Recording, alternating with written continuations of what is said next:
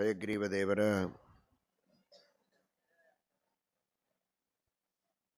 ವಿವಿಧ ಚಿಹ್ನಗಳ ಸಂದೇಶವನ್ನು ವಾದಿರಾಜ ಶ್ರೀಪಾದಂಗಳವರು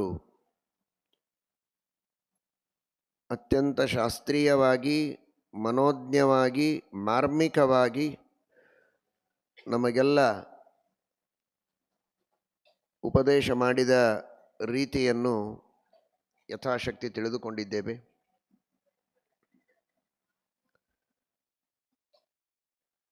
ವಾದಿರಾಜ ಶ್ರೀಪಾದಂಗಳವರು ಹೇಳುವಾಗ ಇತ್ಯಾಘೋಷಯತಿ ವಯಃ ಕರಚಯೈಸ್ತಂ ವಾಜಿವಕ್ತ್ರಂ ಭಜೆ. ತನ್ನ ಕರಗಳಿಂದ ಹಯಗ್ರೀವ ದೇವರು ಇಷ್ಟೆಲ್ಲ ಸಂದೇಶಗಳನ್ನು ನೀಡಿದ್ದಾರೆ ಅಂತ. ಶಾಸ್ತ್ರಗಳ ಅಧ್ಯಯನವನ್ನು ಮಾಡಿ ಕೇವಲ ಶಬ್ದಗಳನ್ನು ಮಾತ್ರ ಕಿವಿಯಲ್ಲಿ ತುಂಬಿಕೊಳ್ಳಬೇಡಿ, ಜ್ಞಾನವನ್ನು ಪಡೆದುಕೊಳ್ಳಿ ಅಂತ ಜ್ಞಾನಮುದ್ರೆಯಿಂದ ಬೋಧನೆ ಮಾಡಿದ. ಶಾಸ್ತ್ರಗಳನ್ನು ಮನೆಯಲ್ಲಿ ತಂದಿಟ್ಟುಕೊಳ್ಳಿ, ಗ್ರಂಥಗಳನ್ನು ಶ್ರವಣ ಮಾಡಿ ಚೆನ್ನಾಗಿ ಅರ್ಥ ಮಾಡಿಕೊಳ್ಳಿ. ಶಾಸ್ತ್ರಗಳ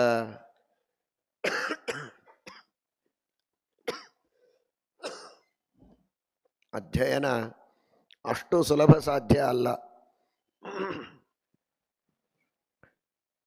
ಕೆಲವು ವಸ್ತುಗಳು ಬಹಳ ಸೋವಿಯಲ್ಲಿ ಸಿಗ್ತವೆ, ಕೆಲವು ಬಹಳ ತುಟ್ಟಿ.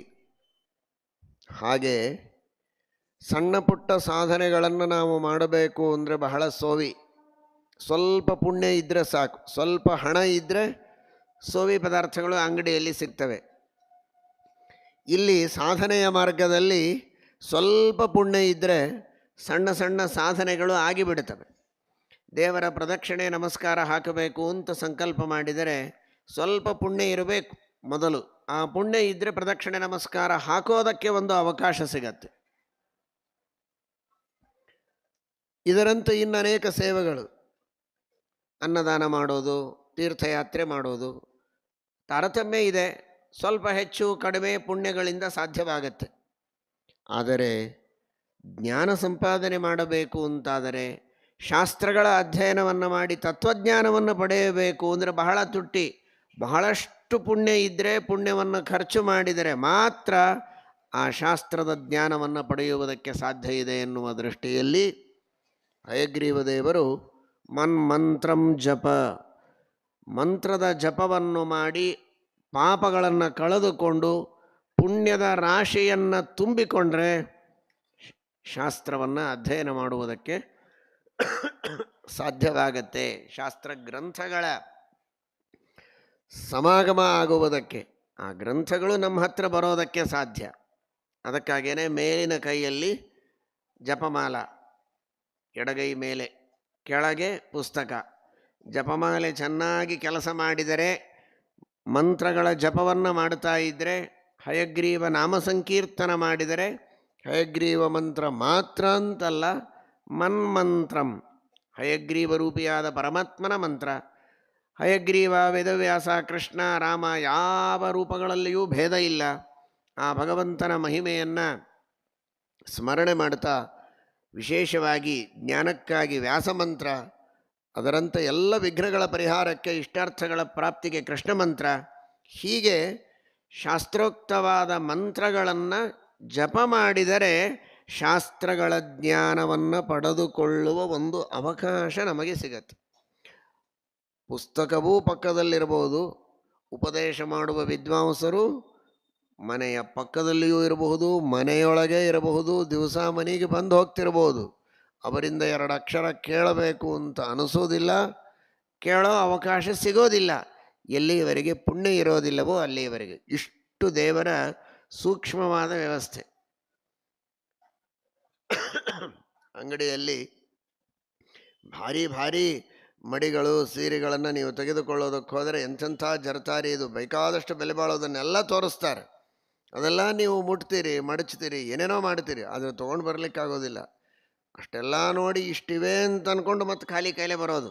ದುಡ್ಡಿದ್ರೆ ಮಾತ್ರ ತೊಗೊಂಡು ಬರಲಿಕ್ಕಾಗತ್ತೆ. ಹಾಗಿದೆ. ಅಕ್ಕಪಕ್ಕದಲ್ಲಿ ವಿದ್ವಾಂಸರಿದ್ದರು, ಪುಸ್ತಕವಿದ್ದರು, ಮುಟ್ಟಿದರು, ಎತ್ತಿದರು, ತಲೆಯ ಮೇಲೆ ಇಟ್ಟುಕೊಂಡ್ರು, ತೆಗೆದು ಓದೋ ಅವಕಾಶ ಸಿಕ್ಕು ಆ ಜ್ಞಾನ ತಲೆ ತನಕ ಬರಬೇಕು ಅಂದರೆ ಪುಣ್ಯವನ್ನು ಮಾಡಿರಲೇಬೇಕು. ಈ ದೃಷ್ಟಿಯಲ್ಲಿ ಮನ್ಮಂತ್ರಂ ಜಪ, ನನ್ನ ಮಂತ್ರದ ಜಪವನ್ನು ಮಾಡು, ನಾಮ ಸಂಕೀರ್ತನ ಮಾಡು, ಅದರಿಂದ ಪುಣ್ಯ ಸಂಪಾದನೆ ಮಾಡಿ ಆಮೇಲೆ ಶಾಸ್ತ್ರದ ಜ್ಞಾನವನ್ನು ಪಡೆದುಕೊಳ್ಳುವುದಕ್ಕೆ ಸಾಧ್ಯ ಇದೆ ಎಂಬ ಸಂದೇಶವನ್ನು ಹಯಗ್ರೀವ ರೂಪದಿಂದ ಪರಮಾತ್ಮ ನೀಡಿದ್ದಾನೆ ಅಂತ ನಾವು ಅರ್ಥ ಮಾಡಿಕೊಳ್ಳಬೇಕು. ಈ ಅಕ್ಷಮಾಲ ಹಿಡಿದುಕೊಂಡಿದ್ದಾನೆ ಎನ್ನುವುದರಿಂದ ಈ ಸೂಚನೆ ಬಂದರೂ ಕೂಡ ಒಟ್ಟಾರೆ ಈ ಎಲ್ಲ ಸೂಚನೆಗಳನ್ನು ಹಯಗ್ರೀವ ದೇವರು ಹೇಗೆ ಮಾಡಿದ್ದಾರೆ ಅಂದರೆ ಅದನ್ನು ತಿಳಿಸುವಾಗ ಕರಚಯೈಹಿ ಅಂತ ಶಬ್ದವನ್ನು ಬಳಸಿದ್ದಾರೆ ವಾದರಾಜರು. ಆ ಶಬ್ದದ ಬಗ್ಗೆ ನಾವು ಚಿಂತನೆ ಮಾಡಬೇಕು. ಹಸ್ತಚಯೈಹಿ ಅಂತ ಅನ್ನಲಿಲ್ಲ, ಶಯಚಯೈಹಿ ಅನ್ನಲಿಲ್ಲ. ಶಯ ಅಂದರೂ ಹಸ್ತನೇ. ಶಯಚಯೈಹಿ ಹಸ್ತಚಯೈಹಿ ಅಂತನದೆ ಕರಚಯೈಹಿ ಅಂತ ಆ ಕರ ಎಂಬ ಶಬ್ದವನ್ನೇ ವಿಶೇಷವಾಗಿ ಬಳಸಿದ್ದಾರೆ. ಯಾಕೆ ಅಂದರೆ ಅದರಲ್ಲಿ ಸೂಚನೆ ಮಾಡಬೇಕಾದದ್ದು ಮಂತ್ರಂ ಜಪ ಅನ್ನುವುದು ಸರಿ. ಆ ಜಪ ಮಾಡೋದಕ್ಕೂ ಒಂದು ಪುಣ್ಯ ಬೇಕು. ಮೊದಲು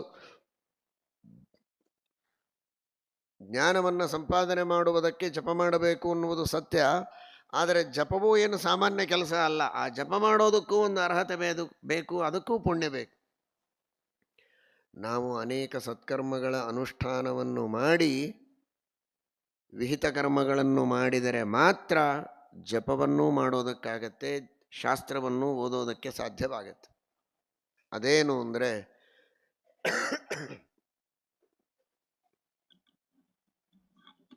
ಅದಕ್ಕೆ ಸೂಕ್ಷ್ಮವಾಗಿ ವಾದಿರಾಜರು ಸೂಚನೆ ಮಾಡಿದ್ದಾರೆ. ಯಃ ಕರಚಯೈಹಿ ಅಂತ. ಅಂದರೆ ಯಾರು ಕರಚಯಗಳನ್ನು ಸಂಪಾದನೆ ಮಾಡಿದ್ದಾರೆ ಅಂಥವರಿಗೇನೆ ನಾನು ಇದನ್ನೆಲ್ಲ ಮಾಡೋ ಭಾಗ್ಯವನ್ನು ಕೊಡ್ತೇನೆ ಅಂತ. ತತ್ತತ್ವಾನ್ಯಪಿ ಬೋಧಯಾಮಿ ತದನು ಪ್ರಾಪ್ಯೋ ಮದಂಘ್ರಿರ್ಭವೇತ್. ಇದೆಲ್ಲ ಯಾರಿಗೆ ಅಂದರೆ ಯಾರು ಕರಚಯವನ್ನು ಪಡೆದುಕೊಂಡಿದ್ದಾರಲ್ಲ ಅವರಿಗೆ ಅಂತ ಇನ್ನೊಂದು ಅರ್ಥ. ಅದಕ್ಕೆ ಕರಚಯಗಳಿಂದ ಸೂಚನೆ ಮಾಡಿದ್ದಾನೆ. ಯಾರಿಗೆ ಅಂದರೆ ಕರಚಯಗಳಿಂದ ವಿಶಿಷ್ಟರಾದವರು ಯಾರೋ, ಕರಚಯವನ್ನು ಪಡೆದವರು ಯಾರೋ ಅವರಿಗೆ ಸೂಚನೆ ಮಾಡಿದ್ದೇನೆ ಅಂತ. ಕರಚಯ ಅಂದರೆ ಏನು ಅಂದರೆ ಸತ್ಕರ್ಮಗಳು ಅಂತ ಅರ್ಥ, ವಿಹಿತ ಕರ್ಮಗಳು, ಪರೋಪಕಾರ ಅಂತ ಅರ್ಥ.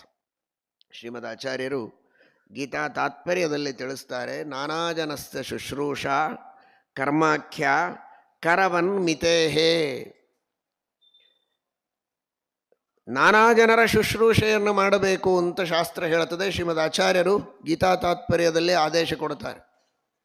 ಪ್ರತಿಯೊಬ್ಬರೂ ತಿಳಿದಿರ್ತೀರಿ, ಇನ್ನೂ ಚೆನ್ನಾಗಿ ತಿಳಿಯಿರಿ. ತಿಳಿದವರು ಅದನ್ನು ಚೆನ್ನಾಗಿ ಮನಸ್ಸಿನಲ್ಲಿ ಇಟ್ಟುಕೊಂಡು ಅನುಷ್ಠಾನದಲ್ಲಿ ತೆಗೆದುಕೊಂಡು ಬನ್ನಿ. ಶ್ರೀಕೃಷ್ಣ ಪರಮಾತ್ಮ ಭಗವದ್ಗೀತೆಯಲ್ಲಿ ಹೇಳಿದ ಸಂದೇಶ ಇದು. 6 ವೃಕ್ಷೋರ್ ಮುನೇರಿಯೋಗಂ ಕರ್ಮಕಾರಣ ಮುಚ್ಯತೆ. ಅಪರೋಕ್ಷ ಜ್ಞಾನವನ್ನು ಪಡೆಯಬೇಕು ಎಂಬ ಅಪೇಕ್ಷೆ ಇರುವ, ದೇವರನ್ನು ಕಾಣಬೇಕು, ಸಾಕ್ಷಾತ್ಕಾರ ಮಾಡಿಕೊಳ್ಳಬೇಕು ಅಂತ ಅಪೇಕ್ಷೆ ಇರುವ ಸಜ್ಜನರು ಯಾರಿದ್ದಾರೋ ಅವರು ಯಾವ ಮೆಟ್ಟಲವನ್ನು ಮೊದಲು ಏರಬೇಕು, ಅವರಿಗೆ ಮೊದಲನೆಯ ಸೋಪಾನ ಯಾವುದು, ಮೊದಲು ಸೋಪಾನ ಯಾವುದು, ಮೊದಲು ಮೆಟ್ಟಲು ಯಾವುದು ಅಂದರೆ ನಾನಾ ಜನಸ್ಯ ಶುಶ್ರೂಷಾ, ನಾನಾ ತರಹದ ಜನರ ಸೇವೆಯನ್ನು ಮಾಡಬೇಕು ಅಂತ.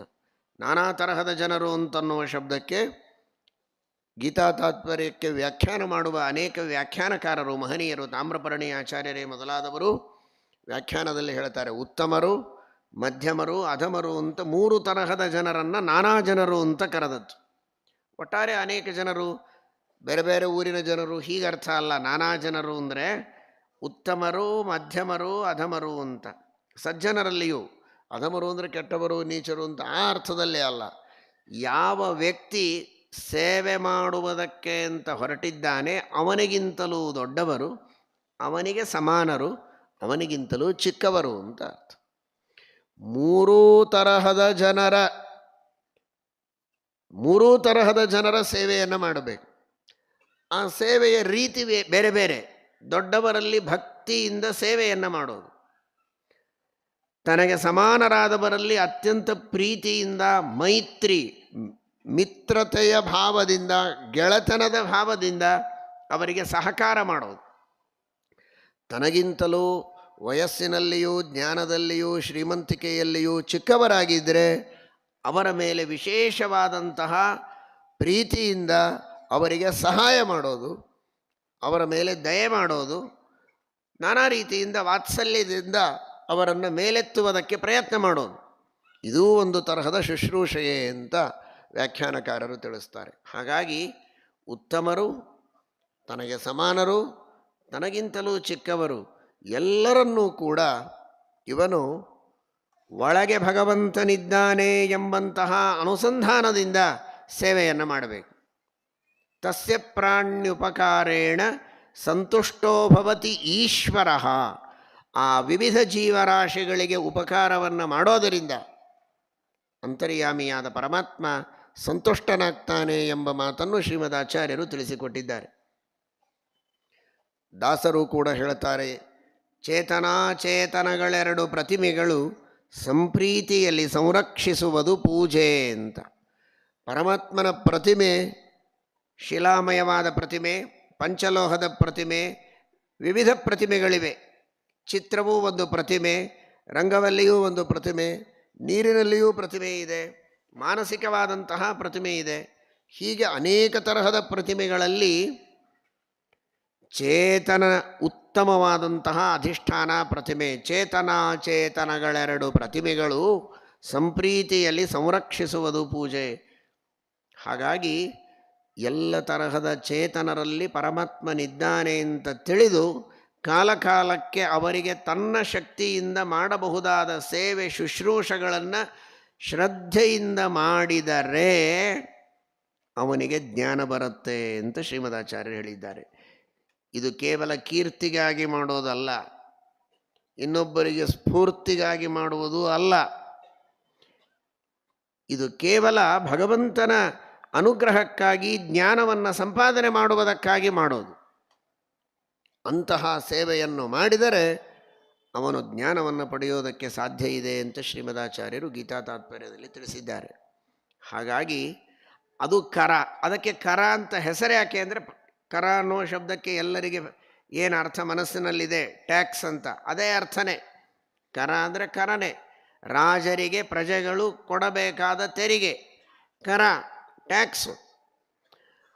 ಇದೆಲ್ಲವೂ ಕರವೇ.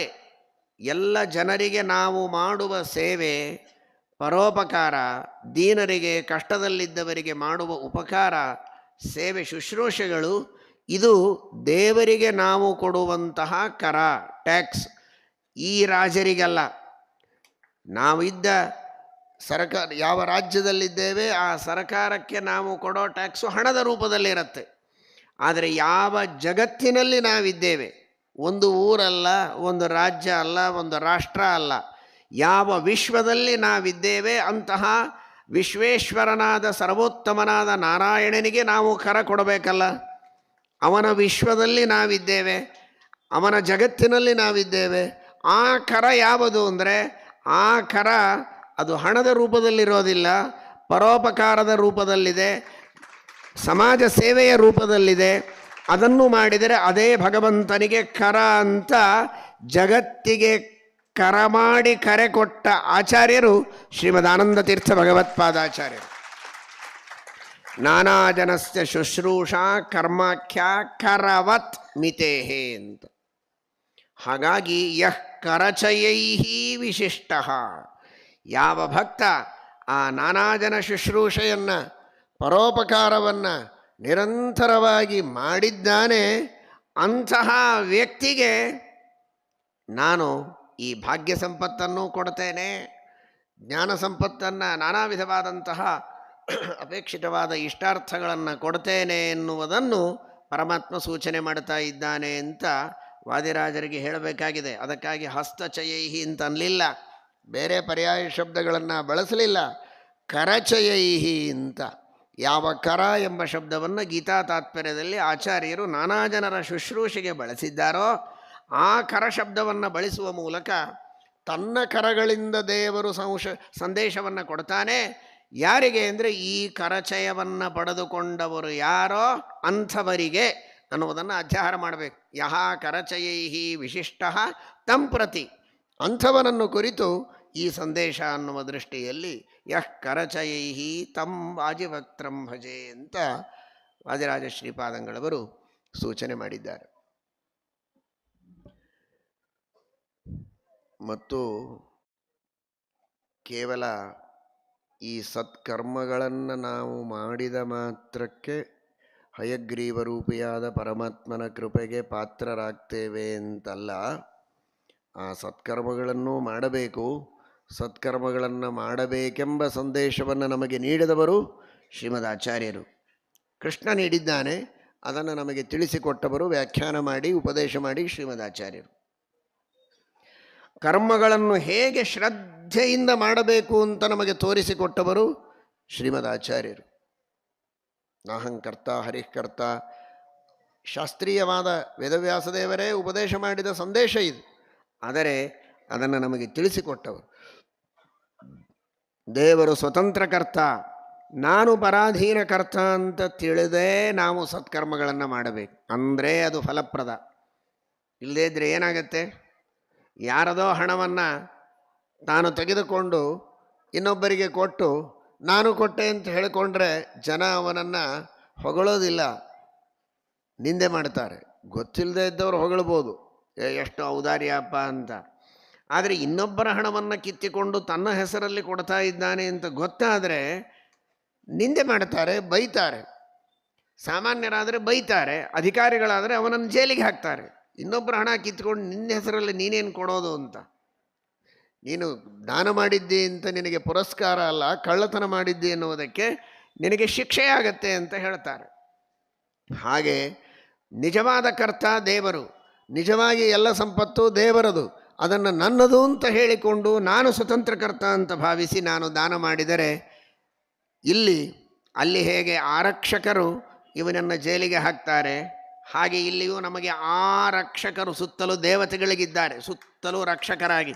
ಆ ಎಲ್ಲ ದೇವತೆಗಳಿಗೆ ನಮ್ಮ ಮನಸ್ಸೂ ಗೊತ್ತು, ನಮ್ಮ ಪ್ರಯತ್ನವೂ ಗೊತ್ತು, ಎಲ್ಲವೂ ಗೊತ್ತು.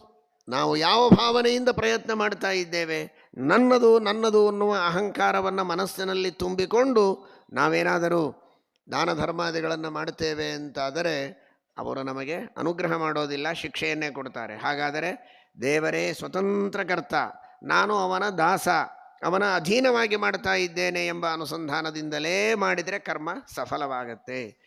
ಈ ಅನುಸಂಧಾನ ದೇವರು ಈಶ, ನಾವು ದಾಸರು, ಅವನು ಸ್ವತಂತ್ರ, ನಾವು ಪರತಂತ್ರರು ಅನ್ನುವುದನ್ನು ವೇದಗಳಲ್ಲಿ ಇತಿಹಾಸ ಪುರಾಣಗಳಲ್ಲಿ ಹೇಳಿದ್ದನ್ನು ನಮ್ಮ ಮನಸ್ಸಿನಲ್ಲಿ ಯಾವ ಸಂಶಯಗಳು ಬರದೇ ಇರದಂತೆ, ತಪ್ಪು ತಿಳುವಳಿಕೆ ಬರದೇ ಇರೋ ಹಾಗೆ ಚೆನ್ನಾಗಿ ದೃಢ ನಿರೂಢ ಮಾಡಿದ ಮಹಾನುಭಾವರು ಶ್ರೀಮದಾನಂದ ತೀರ್ಥ ಭಗವತ್ಪಾದಾಚಾರ್ಯರು.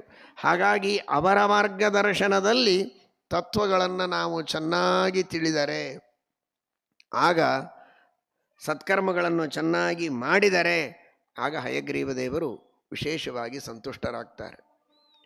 ಕರ್ಮಗಳನ್ನು ಮಾಡುವಾಗಲೂ ಕೂಡ ಮನ್ಮಂತ್ರಂ ಜಪ, ನನ್ನ ಮಂತ್ರಗಳ ಜಪ ಮಾಡು.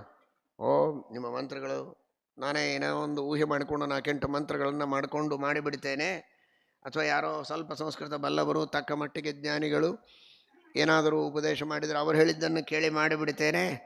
ಯಾರೋ ಹೇಳಿದ್ದನ್ನು ಮಾಡಬೇಡಪ್ಪ. ಶ್ರೀಮದ್ ಆಚಾರ್ಯರು ತಂತ್ರಸಾರ ಸಂಗ್ರಹದಲ್ಲಿ ಯಾವ ಮಂತ್ರವನ್ನು ಉಪದೇಶ ಮಾಡಿದ್ದಾರಲ್ಲ ಆ ಮಂತ್ರಗಳ ಜಪ ಮಾಡು ಅಂತ.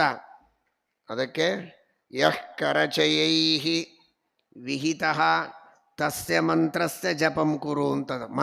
ತಸ್ಯ ತನ್ಮಂತ್ರಂ ಜಪ. ಕರಚಯ ಅಂದರೆ ಏನು? ಕರಚಯ ಅಂದರೆ ವಾಯುದೇವರು ಅಂತ ಅರ್ಥ. ಯಾಕೆ ಅಂದರೆ ಛಾಂದೋಗ್ಯ ಭಾಷ್ಯದಲ್ಲಿ ಪರಮಾತ್ಮನ 4 ಕೈಗಳಿಂದ 4 ಬಾಹುಗಳು ಕರ ಅಂತನ್ನುವುದು ಸಾಮಾನ್ಯವಾಗಿ ಒಂದೇ ಅಭಿಪ್ರಾಯದಲ್ಲಿ. ಹಾಗಾಗಿ ಪರಮಾತ್ಮನ 4 ಬಾಹುಗಳಿಂದ 4 ರೂಪದಿಂದ ವಾಯುದೇವರು ಹುಟ್ಟಿದ್ದಾರೆ ಅಂತಿದೆ.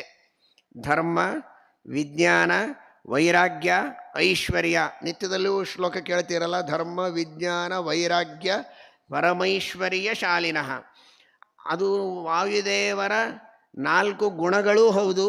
ಆ 4 ಗುಣಗಳನ್ನು ಪಡೆದುಕೊಂಡು 4 ಗುಣಗಳಿಗೆ ಅಭಿಮಾನಿಗಳಾಗಿ 4 ರೂಪಗಳಿಂದ ಪರಮಾತ್ಮನ 4 ಬಾಹುಗಳಿಂದ ಹುಟ್ಟಿದ್ದು ವಾಯುದೇವರು ಅಂತ ಛಂದೋಗ್ಯೋಪನಿಷತ್ತಿನಲ್ಲಿ ಇದೆ.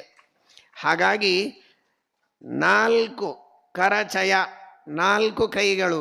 4 ಕೈಗಳು ಅಂದರೆ 4 ಕೈಗಳಿಂದ ಹುಟ್ಟಿದ ವಾಯುದೇವರು ಅಂತ ಅರ್ಥ.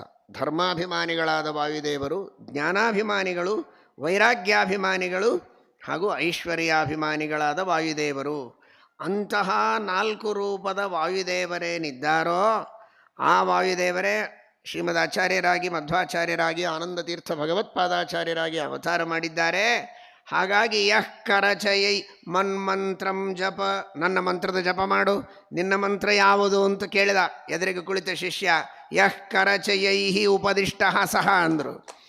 ಆ ಶ್ರೀಮದಾಚಾರ್ಯರೇನು ಧರ್ಮ ವಿಜ್ಞಾನ ವೈರಾಗ್ಯಗಳಿಗೆ ಅಭಿಮಾನಿಗಳಾದ ಶ್ರೀಮದಾಚಾರ್ಯರೇನು ಉಪದೇಶ ಮಾಡಿದರಲ್ವೋ ಆ ಮಂತ್ರಗಳ ಜಪ ಮಾಡು ಅಂತ. ಮತ್ತಿದೆಲ್ಲ ಶಬ್ದಗಳಿಲ್ಲಲ್ಲ, ಬರೇ ಯಃ ಕರಚಯೈ. ಅದು ಮಂತ್ರಗಳ ಬಗ್ಗೆ ಹೇಳೋದೆಲ್ಲನೂ ಗುಹ್ಯವಾಗಿ ಹೇಳಬೇಕು ಅಂತ ಇದೆ. ನೀವು ಅತ್ಯಂತ ಆತ್ಮೀಯರಾದದ್ದರಿಂದ ಏಕಾಂತದಲ್ಲಿ ನಿಮಗೆ ಹೇಳ್ತಾ ಇದ್ದೇವೆ. ಇಲ್ಲದೇ ಇದ್ದರೆ ಅದನ್ನು ಬಿಚ್ಚಿ ಹೇಳೋದೇ ಅಲ್ವಾ. ಬ್ರೂಯು ಸ್ನಿಗ್ಧಸ್ಯ ಶಿಷ್ಯಸ್ಯ ಗುರವೋ ಗುಹ್ಯಮಪ್ಯುತ ಅಂತ. ಆ ದೃಷ್ಟಿಯಲ್ಲಿ ಇಲ್ಲದೇ ಇದ್ದರೆ ಸಾಮಾನ್ಯ ಮಂತ್ರಶಾಸ್ತ್ರದಲ್ಲಿ ಯಾವುದು ಮಂತ್ರಗಳನ್ನೇ ಬಿಚ್ಚಿ ಹೇಳೋದಿಲ್ಲ, ಪರ್ಯಾಯ ಶಬ್ದಗಳಲ್ಲಿ ಹೇಳ್ತಾರೆ. ಹೇಳೋ ಪದ್ಧತಿಯೇ ಹಾಗೆ. ಹಾಗಾಗಿ ಆ ಮಂತ್ರದ ಬಗ್ಗೆ ಹೇಗೆ ಮಾಡಬೇಕು ಅನ್ನುವ ಸಂದೇಶವನ್ನು ರಹಸ್ಯವಾಗಿ ಹೇಳಬೇಕು ಅಂತ ಹಯಗ್ರೀವದೇವರು ಯಃ ಕರಚಯೈರ್ವಿಹಿತ ತನ್ಮಂತ್ರಂ ಜಪ, ಮನ್ಮಂತ್ರಂ ಜಪ. ಯಃ ಕರಚಯೈ ವಿಹಿತ ತನ್ಮಂತ್ರಂ ಜಪ. ಯಾವ ಮಂತ್ರಗಳನ್ನು ಶ್ರೀಮದಾಚಾರ್ಯರು ಉಪದೇಶ ಮಾಡಿದ್ದಾರೋ ಅಂತಹ ಮಂತ್ರಗಳ ಜಪವನ್ನು ಮಾಡು ಅಂತ. ಅಲ್ಲ, ಕರಚಯೈಹಿ ಅಂತ ಯಾಕೆ ಶಬ್ದ ಹಾಕಬೇಕು ಅದಕ್ಕೆ? ಮಧ್ವಾಚಾರ್ಯರು ಹೇಳಿದ್ದನ್ನು ಅಂತ ನೇರವಾಗಿ ಹೇಳಿಬಿಡಬಹುದಾಗಿತ್ತಲ್ಲ ಅಂತ ಬೇಕು ಅಂತ ಕರಚಯೈಹಿ ಎಂದದ್ದು. ಯಾಕೆಂದರೆ ಆ ಮಂತ್ರದ ಜಪ ಮಾಡುವಾಗಲಿ ಅಥವಾ ಶಾಸ್ತ್ರಗಳ ಅಧ್ಯಯನ ಮಾಡುವ ಸಂದರ್ಭದಲ್ಲಿ ಆಗಲಿ ತಕ್ಕ ಮಟ್ಟಿಗೆ ಈ 4 ಗುಣಗಳನ್ನು ಪಡೆದುಕೊಂಡು ನೀವು ಜಪ ಮಾಡಿ ಅಧ್ಯಯನ ಮಾಡಿ, ಅದು 4 ಗುಣಗಳನ್ನು ನಾನು ಹೇಗೆ ಪಡೆದುಕೊಳ್ಳಲಿ? ಆ 4 ಗುಣಗಳಿಗೆ ಅಭಿಮಾನಿಗಳಾದ ವಾಯುದೇವರ ಅನುಗ್ರಹವನ್ನು ಪಡೆದುಕೋ, ಅಂದರೆ ನಿನಗೆ ಆ ಗುಣಗಳು ಬರುತ್ತೆ. ಹಾಗೆ ಜಪ ಮಾಡು, ಆಗ ಸಾರ್ಥಕವಾಗತ್ತೆ ಅಂತ ಸೂಚನೆ. ಆ ದೃಷ್ಟಿಯಲ್ಲಿ ಯಃ ಕರಚಯೈಹಿ ಎಂದರು. ಶುದ್ಧವಾದಂತಹ ಧರ್ಮ ಸದಾಚಾರ ಇರಲಿ, ಒಳ್ಳೆ ಜ್ಞಾನಪೂರ್ವಕವಾಗಿ ಮಂತ್ರದ ಜಪ ಮಾಡು. ಏನೇನೋ ಮನಸ್ಸಿನಲ್ಲಿ ಕಾಮನೆಗಳ ಕೊಳಚೆಯನ್ನು ತುಂಬಿಕೊಂಡು ಮಾಡಬೇಡ, ವೈರಾಗ್ಯದಿಂದ ಮಾಡು. ಐಶ್ವರ್ಯ ಅಂದರೆ ಅಧಿಕಾರ ನಿಯಾಮಕತ್ವ ಅಂತ. ಅದೇನೇನು ಇಲ್ಲೇನು ಸಂಬಂಧ ಅಂದ್ರೆ ಏನು ಸಂಬಂಧ ಅಂದರೆ ಸಾಧ್ಯವಾದಷ್ಟು ನಿನ್ನತನವನ್ನು ಉಳಿಸಿಕೊಂಡು ಮಾಡು ಅಂತ. ಆಸನ ಇನ್ನೊಬ್ಬರದು, ಮುಂದಿಟ್ಟುಕೊಂಡು ಥಾಲಿ ತಮ್ಗಿ ಮತ್ತೊಬ್ಬರದು, ಜಪಮಾಲಿ ಇನ್ನೊಬ್ಬರದು. ನೋಡಿ ಪುಸ್ತಕ ನೋಡಿ ಕೆಲವರು ಮಾಡ್ತಾರೆ, ಕೆಲವರು ಬಾಯ್ಪಾಠ ಮಾಡಬೇಕು, ಆ ಪುಸ್ತಕ ಇನ್ನೊಬ್ಬರದ್ದು ಇರ್ತದೆ. ಇದರರ್ಥ ಓಹೋ ಅಂತೂ ಈ ರೀತಿ ಮಾಡಬಾರದು ಅಂತ ಹೇಳಿದ್ದಾರೆ, ಆದ್ದರಿಂದ ನಾವು ಬಿಟ್ಟೇ ಬಿಡ್ತೀವಿ ಅನ್ನೋ ನಿರ್ಣಯಕ್ಕೆ ಬರಬೇಡ್ರಿ. ಏನಾದರೂ ಮಾಡಿರಿ ಒಳ್ಳೆಯದು. ಯಾಕೆ ಅಂದರೆ ಅದಕ್ಕೆ ಕಾರಣ ಇದೆ. ನಿಮಗೆ ಪುಣ್ಯ ಕಡಿಮೆ ಬರುತ್ತೆ, ಬರೋದಿಲ್ಲ ಅಂತಲ್ಲ. ಯಾಕೆ ಅಂದರೆ ಇದೊಂದು ನೀವು ಎಲ್ಲರದನ್ನೂ ತೆಗೆದುಕೊಂಡು ಮಾಡಿದರೆ ಅದು ಸಾಂಘಿಕ ಕಾರ್ಯ ಆಯಿತು. ಪುಣ್ಯವನ್ನು ದೇವರು ಎಲ್ಲರಿಗೆ ಹಂಚಿಬಿಡಬೇಕಾಗತ್ತೆ. ಒಂದು 10 ಪುಣ್ಯ ನಿಮಗೆ ಬಂದರೆ 1 ಪುಣ್ಯ ನಿಮಗೆ ಆಸನ ಕೊಟ್ಟವನಿಗೆ ಹೋಯ್ತು. ಯಾರ ಜಪಮಾಲಿ ಇಸುಕೊಂಡು ಮಾಡಿರ್ತೀರೋ ಅವನಿಗೆ ಸ್ವಲ್ಪ ಪುಣ್ಯ ಹೋಯ್ತು. ಕೆಲವೊಮ್ಮೆ ಕಸಗೊಂಡು ಮಾಡಿರ್ತೀರಲ್ಲ, ಆಗ ಜಾಸ್ತಿ ಹೋಗ್ತದೆ. ಕದ್ದು ಮಾಡಿದ್ರಂತೂ ನಿಮಗೆ ಬರೋದೇ ಇಲ್ಲ. ಇಸುಗೊಳ್ಳೋದು, ಕಸಗೊಳ್ಳೋದು, ಕದಿಯೋದು ಅಂತ. ಹಾಗಾದರೆ ಐಶ್ವರ್ಯ ಇರಬೇಕು. ಐಶ್ವರ್ಯ ಅಂದರೆ ಒಡೆತನ. ಐಶ್ವರ್ಯ ಅಂದ್ಕೊಳ್ಳಿ ದುಡ್ಡು ಒಂದೇ ಕಣ್ಣು ಮುಂದೆ ಬರ್ತದೆ ಎಲ್ಲರಿಗೆ ಅಲ್ಲ. ಸಂಸ್ಕೃತದಲ್ಲಿ ಐಶ್ವರ್ಯ ಅಂದರೆ ಒಡೆತನ.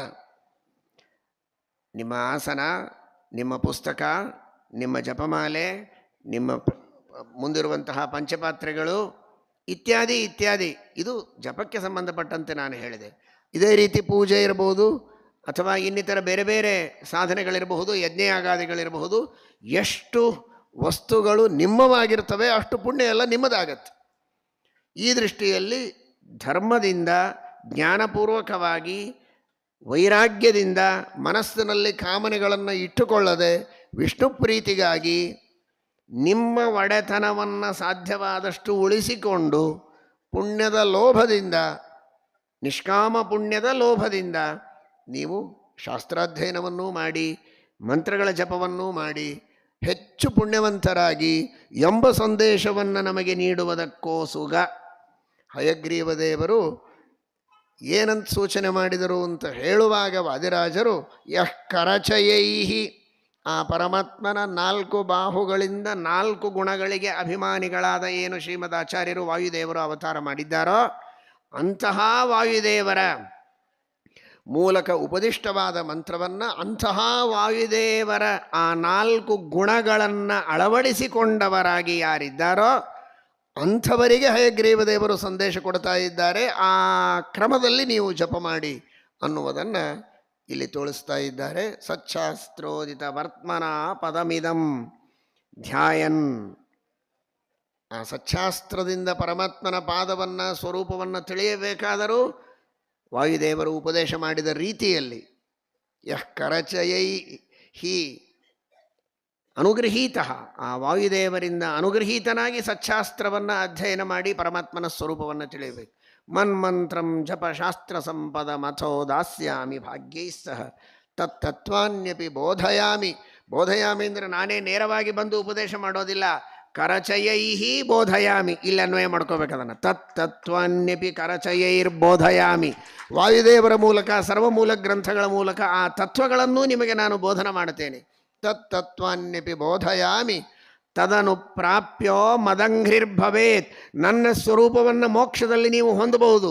ನೇರವಾಗಿ ನಿಮ್ಮ ಮನೆ ನೀವೇ ಹೀಗೆ ಕಲ್ಪನೆ ಮಾಡಿಕೊಂಡು ಕಣ್ಣು ಮುಂದೆ ಕಣ್ಣು ಮುಚ್ಚಿ ನಮ್ಮ ಮನೆ ಟೆರೆಸ್ ಮೇಲೆ ಹೋಗಿಬಿಡ್ತೇನೆ, ಸೀದಾ ಹಯಗ್ರೀವ ದೇವರ ಪಾದಕ್ಕೆ. ಅದೆಲ್ಲ ಆಗೋದಿಲ್ಲ.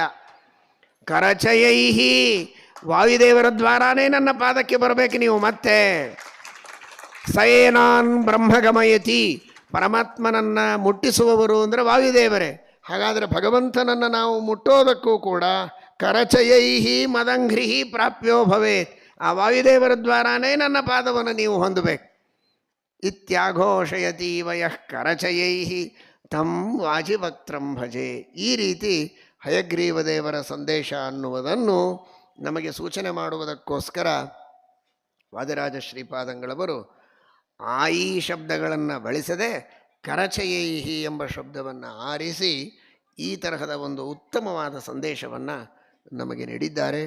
ಆ ದೃಷ್ಟಿಯಲ್ಲಿ ಶ್ರೀಮದಾಚಾರ್ಯರ ಸರ್ವಮೂಲ ಗ್ರಂಥಗಳ ಶ್ರವಣ ಮಾಡಿ ಅಲ್ಲಿ ಹೇಳಿದ ರೀತಿಯಲ್ಲಿ ಕರ್ಮಗಳನ್ನು ಅನುಸಂಧಾನಪೂರ್ವಕವಾಗಿ ಭಗವಂತನ ಸ್ವಾತಂತ್ರ್ಯ ನಮ್ಮ ಪಾರತಂತ್ರ್ಯದ ಚಿಂತನಪೂರ್ವಕವಾಗಿ ಮಾಡ್ತಾ ಶ್ರೀಮದಾಚಾರ್ಯರು ಉಪದೇಶ ಮಾಡಿದ ರೀತಿಯಲ್ಲಿ ಉಪನಿಷತ್ತು, ಗೀತೆ, ಭಾಗವತಾದಿಗಳ ಅರ್ಥವನ್ನು ತಿಳಿದುಕೊಂಡು, ಬ್ರಹ್ಮಸೂತ್ರಾದಿಗಳ ಅರ್ಥವನ್ನು ತಿಳಿದುಕೊಂಡು ಭಗವಂತನ ಸ್ವರೂಪವನ್ನು ತಿಳಿದರೆ ಅವರ ಅನುಗ್ರಹದಿಂದಲೇ ಪರಮಾತ್ಮನನ್ನು ನಾವು ಹೊಂದಬಹುದು ಅನ್ನುವ ಸಂದೇಶವನ್ನು ಈ ಒಂದು ಶ್ಲೋಕದ ಮೂಲಕ ನಮಗೆ ತಿಳಿಸಿಕೊಟ್ಟಿದ್ದಾರೆ. ಭಗವಂತನ ಪ್ರಾಪ್ತಿ ನಮಗೆ ಆಗುವಾಗ ಎರಡಿದೆ, ಒಂದು ಜ್ಞಾನ, ಇನ್ನೊಂದು ಆನಂದ. ಪರಮಾತ್ಮನ 2 ಪಾದಗಳಿವೆ. ಸ್ವಿತ್ಯಾನಂದ ಸಮುದ್ದಿಷ್ಟ ಸದಿತಿ ವರಿತಿ ಜ್ಞಾನ ಮುಚ್ಚತೆ ಮುಕ್ತಿದಾನೇನ ತಜ್ಞಾನಾತ್ ಸುವರಸ್ಯ ಪದದ್ವಯಂ ಅಂತ ಬೃಹದಾರಣ್ಯಕ ಭಾಷ್ಯದಲ್ಲಿ ಶ್ರೀಮದಾಚಾರ್ಯರು ತಿಳಿಸಿದ್ದಾರೆ. ಸು ಅಂದರೆ ಆನಂದ, ವ ಅಂದರೆ ಜ್ಞಾನ. ಸ್ವಿತ್ಯಾನಂದ ಸಮುದ್ದಿಷ್ಟ ವರಿತಿ ಜ್ಞಾನ ಮುಚ್ಚತೆ. ಪರಮಾತ್ಮನ ಬಲಗಾಲು ಇದು ಆನಂದವನ್ನು ಕೊಡುವಂಥದ್ದು, ಎಡಗಾಲು ಇದು ಜ್ಞಾನವನ್ನು ಕೊಡುತ್ತದೆ. ಆನಂದವನ್ನು ಕೊಡುವ ಪರಮಾತ್ಮನ ಬಲಪಾದಕ್ಕೆ ಸು ಅಂತ ಹೆಸರು, ಜ್ಞಾನವನ್ನು ಕೊಡುವ ಎಡಪಾದಕ್ಕೆ ವಹ ಅಂತ ಹೆಸರು, ಜ್ಞಾನಪ್ರದ. 2 ಪಾದಗಳು ಸೇರಿ ಸುವಹ ಅಂತ. ಆನಂದ ಹಾಗೂ ಜ್ಞಾನವನ್ನು ಕೊಡುವ ಬಲ ಮತ್ತು ಎಡಪಾದಗಳು. ಈಗ ಹಯಗ್ರೀವ ದೇವರು ನಿನ್ನೆ ದಿವಸ ತಿಳಿದಿದ್ದೀರಿ, ಪುಸ್ತಕವನ್ನು ಹಿಡಿದಂತಹ ತನ್ನ ಎಡಗೈ, ಕೆಳಗಿನ ಎಡಗೈಯನ್ನೇ ಒಂದು ಬೆರಳು ಮಾತ್ರ ಅಥವಾ ಎರಡು ಬೆರಳು, ಅವುಗಳ ಮೂಲಕ ಪರಮಾತ್ಮ ಏನು ಸೂಚನೆ ಮಾಡಿದ್ದಾನೆ ಅಂದರೆ, ಈ ಕೆಳಗಿನ ಪಾದವನ್ನು ನೀವು ಧ್ಯಾಯನ್ ಮದಂಕಾಂಕಿತ, ಈ ಪಾದವನ್ನು ಧ್ಯಾನ ಮಾಡಿ ಅಂತ ಸೂಚನೆ ಮಾಡಿದ್ದಾನೆ ಅಂತ. ಆ ಪಾದ ಅಂದರೆ ಯಾವ ಪಾದ ಅಂತ ಪ್ರಶ್ನೆ. ಆ ಪಾದ ಅಂದರೆ ಯಾವ ಪಾದ? ನೋಡಿದರೆ ಎಡಗೈಯಲ್ಲಿ ಪರಮಾತ್ಮ ಹೀಗೆ ಕೆಳಗೆ ಮಾಡಿದರೆ ಅದು ಎಡಪಾದನೇ ಬರಬೇಕು. ಆದರೆ ಬರೋದಿಲ್ಲ. ಯಾಕೆ ಅಂದರೆ ಪರಮಾತ್ಮ ಈ ರೀತಿ ಪದ್ಮಾಸನದಲ್ಲಿ ಕುಳಿತದ್ದನ್ನು ನೀವು ನೋಡಿದ್ದೀರಿ. ಹೀಗಾಗಿ ಬಲಪಾದ ಅಲ್ಲಿ ಬಂದಿರ್ತದೆ, ಎಡಪಾದ ಈಚೆಗೆ ಬಂದಿರ್ತದೆ. ಹಾಗಾಗಿ ಈ ಪಾದ ಅಂದರೆ ಯಾವ ಪಾದ? ಅದು ಎಲ್ಲ ಪಾದಗಳು ಅಭಿನ್ನ. ಬಲ ಎಡ ಅನ್ನುವುದು ದೇವರಲ್ಲಿ ವ್ಯತ್ಯಾಸ ಏನಿಲ್ಲ. ಆದರೂ ವ್ಯಾವಹಾರಿಕವಾಗಿ ಭೇದ ಪ್ರತಿನಿಧಿ ವಿಶೇಷ ಅಂತಾರೆ. ಆ ವಿಶೇಷ ಬಲ ಯಾವ ಪಾದ ಅದು ಅಂತ, ಅದಕ್ಕೆ ಎರಡನ್ನೂ ಇಟ್ಕೊಳ್ಬೋದು. ಎಡಗೈಯಿಂದ ತೋರಿಸ್ತಾ ಇದ್ದಾನೆ ಈ ಪಾದ ಅಂತ ಅಂದ ಮೇಲೆ ಈಗ ಬಲಪಾದ ಅಲ್ಲಿ ಬಂದಿರಬಹುದು. ಆದರೂ ಎಡಭಾಗಕ್ಕೆ ಯಾವಾಗಲೂ ಇರೋದು ಎಡಪಾದ. ಆದ್ದರಿಂದ ಆ ಎಡಪಾದ ಜ್ಞಾನಪ್ರದವಾದದ್ದು. ವರಿತಿ ಜ್ಞಾನ ಮುಚ್ಚತೆ. ವಹ ಎಂಬ ಶಬ್ದದಿಂದ ಪ್ರತಿಪಾದ್ಯವಾದ ಜ್ಞಾನಪಾದ ಏನಿದೆ ಅದನ್ನು ಚೆನ್ನಾಗಿ ಧ್ಯಾನ ಮಾಡಿ ಜ್ಞಾನವನ್ನು ಪಡೆದುಕೊಳ್ಳಿ ಅಂತ. ಜ್ಞಾನವನ್ನು ಪಡೆದುಕೊಳ್ಳಬೇಕು. ಮುಂದೇನು ಅನ್ನೋ ಪ್ರಶ್ನೆ ಬರ್ತದೆ. ಮುಂದೇನು? ಜ್ಞಾನವನ್ನೇನೋ ಪಡೆದುಕೊಳ್ತೇವೆ. ಜ್ಞಾನವೇ ಪುರುಷಾರ್ಥ ಅಲ್ಲಲ್ಲ. ನಮಗೆ ಬೇಕಾದದ್ದು ಸುಖ. ಸುಖ ಸಿಗತ್ತೆ ಅಂದರೆ ನಾವು ಪ್ರಯತ್ನ ಮಾಡಬಹುದು.